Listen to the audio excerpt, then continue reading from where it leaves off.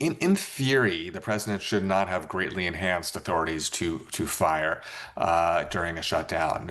But they have been sketching out, they being the White House lawyers and the president's staff, sketching out really aggressive claims about the president having inherent authority to take care of kind of these kinds of emergency situations, and one of which would be to fire at scale. Uh, there will no doubt be a lawsuit. Let's say hello to Gregg Nunziata then, the former General Counsel to Marco Rubio and Executive Director of the Society for the Rule of Law. Greg, good evening.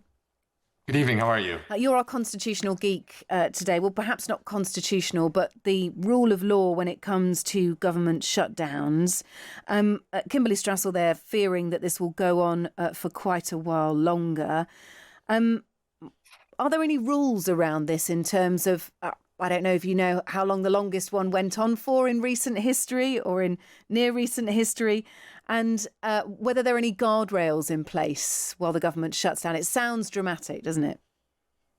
It is fairly dramatic. I mean, and this is not something that was a normal feature of our politics until 20 or 30 years ago. I guess in the 90s, this started happening, the 1990s.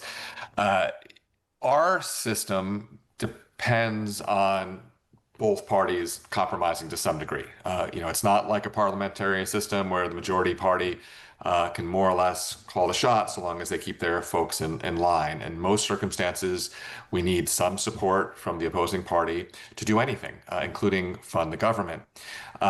We've gotten to a place in America where the political parties are more and more polarized, and their voters don't really like to see their politicians working with the other side. So that has created this broad situation where a lot of members of Congress feel incentivized to not bend and to not compromise. So these things happen more and more. And so now we're here. There are a lot of constitutional issues involved and constitutional issues in the background. One of the Democrats, as was said in the previous section, are very much framing this around healthcare. They would like some subsidies for public supported healthcare to be continued, which expire otherwise in a few weeks. But beyond that, behind that, is a lot of anger amongst Democrats and their voters over many things the administration is doing, which they view as authoritarian or beyond the limits of the law, including with regard to spending. It's generally been the legal view that the president has to spend the money that Congress appropriates.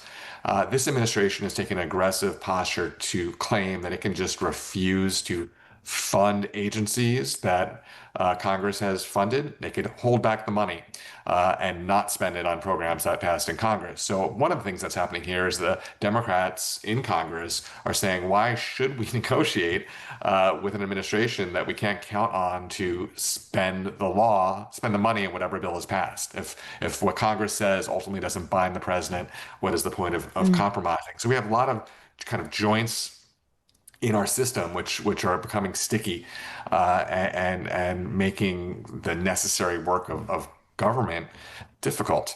And then as terms of what happens now, I mean, yes, there are background laws, but they do give the president a lot of leeway. Essential services are continued. Essential staff is continued. So at the airport, air traffic controllers are showing up for work, but you'll probably see fewer TSA agents, security agents, longer lines, that sort of thing. Many federal employees who are required to work will not be paid, and they will be required to work on the expectation that they'll be paid later. Same with workers who are furloughed. So if this stretches on for a longer period of time, even before the president starts to try to fire people, you may have more and more federal employees leaving the job. So for now, federal employees who do turn up for work, let's just use the Institute of Peace as one example, which is under threat employees there. It's a non-essential service. It's not one. Surprise, surprise. Well, actually, he is a big advocate of peace, but not this particular institute. So these, jobs could be in danger ultimately. Federal employees either turn up for work and don't get paid, but will get back paid once this is all sorted out, or they're furloughed by their organisation, which again sees them presumably not being paid, but they will be paid eventually when this is sorted out. When does the threat of job terminations come into this? How does that factor in? What are the protections against that? Yeah, that's a large question here. I mean, in theory, the president should not have greatly enhanced authorities to fire during a shutdown. But they have been sketching out, they being the White House lawyers and the president's staff, sketching out really aggressive claims about the president having inherent authority to take care of kind of these kinds of emergency situations, and one of which would be to fire at scale. There will no doubt be a lawsuit if the president tries to aggressively fire people because of a shortage of funds during the shutdown. In the past, funds have always been restored after the shutdown and everybody's gotten paid. So this would be, I think, not the president firing people because he is forced to, but because he wants to.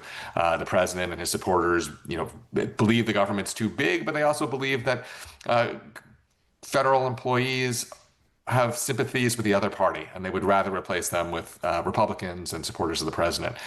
So they're going to want to take this opportunity. There will be a lawsuit. The workers might win the lawsuit, but lawsuits take a long time in America. So if you are, a middle-class employee of the government, and your labor union or some other group files a lawsuit challenging the lawfulness of your termination, can you wait 2 years? To find out whether you have your job? In most cases, no. So even if the president exceeds his authority and the courts find that he exceeds his authority in firing, he may have accomplished what he wished to do regardless. Yeah, and this comes against the backdrop of him already laying off, around 300,000 government workers already earlier this year. Look, for a different reason. Well, probably for the same reason, but in different circumstances. Is probably a more accurate way to put it. Look, thanks so much for being with us, Gregg Nunziata, just to explain the constitutional aspect of this and the sort of framework of it all technically. Thank you, former General Counsel to Marco Rubio and Executive Director for the Society for the Rule of Law. Kimberly, a lot of our listeners may be scratching their heads here with the apportion of blame being sent in the Democrats' direction, and actually who this benefits in the short term, because as ever, this is not just sort of a practical decision taken because a spending bill hasn't been passed. There are real political elements to it as well, aren't there? Yeah, I mean, and practically, look, Carolyn Levitt is correct in that if you're just looking at the function of government, Republicans did pass a bill to keep the government open. It was what we call a clean funding bill. So it does nothing more than keep government operations continuing at current funding levels until Congress can get its act together and pass more permanent appropriations for the next year. Democrats refused to vote for that in the Senate. You do need some Senate Democratic help to make that happen, given our filibuster. And so their refusal to give those votes is the proximate cause of the shutdown. Now, they claim to have good reason for this. They're arguing that they want a restoration or a continuation of some subsidies for what we call Obamacare, government-funded health care in the United States. They say those are crucial. But J.D. Vance is also right that this has a curious element of internal Democratic politics. Chuck Schumer has been warned by his progressive base that he could be primaried or lose his seat if he doesn't show some more fight. And so he's showing some fight. Could this, could this go very wrong for the Democrats? They're obviously, as you said, fighting for something specific. But actually this shutdown does do a job for Donald Trump as well, doesn't it? Yeah, and that, I think, is the curious thing. Everything about this shutdown in some ways is topsy-turvy. It's usually Republicans who are opposed to more government spending that stand in the way of government operations. Limited government party, that makes a little bit of sense. And you have an executive branch that then tries very hard to sort of punish, to make the shutdown as awful as possible, to exact some political consequences on those Republicans.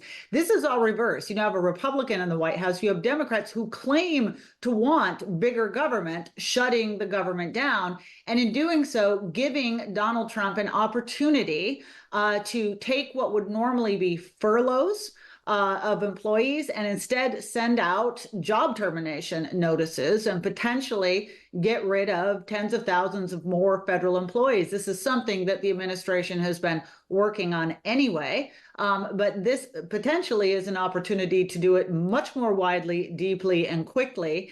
And you do have to wonder if Democrats, in the cause of short-term resistance to Donald Trump, aren't losing some much bigger priorities of theirs by giving him this opportunity. We'll talk about the sort of the constitutional parts of a shutdown and what may or may not happen in terms of job terminations with our expert, the executive director of the Society for Rule, in a short while. So we'll get into exactly what might happen with job terminations. It's interesting because Donald Trump spoke on Tuesday, Kimberly, and said that a lot of good can come from shutdowns. And suggested that he would use the pause to get rid of a lot of the things we don't want, and they'd be Democrat things. So when he's gutting agencies, so if he's got limited money, the suggestion is that money will go towards institutions, federal agencies that he believes in, those that are close to his heart, and those that aren't close to his heart, that he's got issue with anyway, that have already had to deal with huge amounts of civil servants effectively, but public service workers leaving their roles, they're in particular danger. Yeah, and I think that's the best way to look at it. I mean, the reality is a lot of what happens in the shutdown is actually dictated by a law we have called the Anti-Deficiency Act. And it does limit the administration to a certain extent in terms of what it can keep open. It does allow for vital services. So most vital services are continuing. Then you look at the broad swath of government, which doesn't fall under that, the non-essential part. And there's some really good pointers as to what may happen here. Back in the spring, the Trump administration sent to Congress its proposed budget for the next year. In it, it listed 46 different smaller agencies that it did not think should be kept alive or open. These are things like the Institute of Peace, the American Job Corps program. Again, 46 of these. These are the programs that you can expect that the administration will target to send out these termination notices to.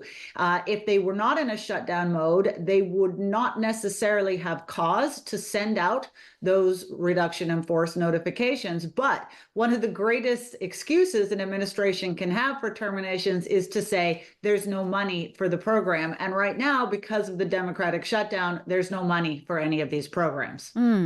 I went to Yosemite in May. It was absolutely, so I was totally blown away by the national Beautiful, park. yeah. Honestly, Kimberly, I'm still yet to get over the size of it all.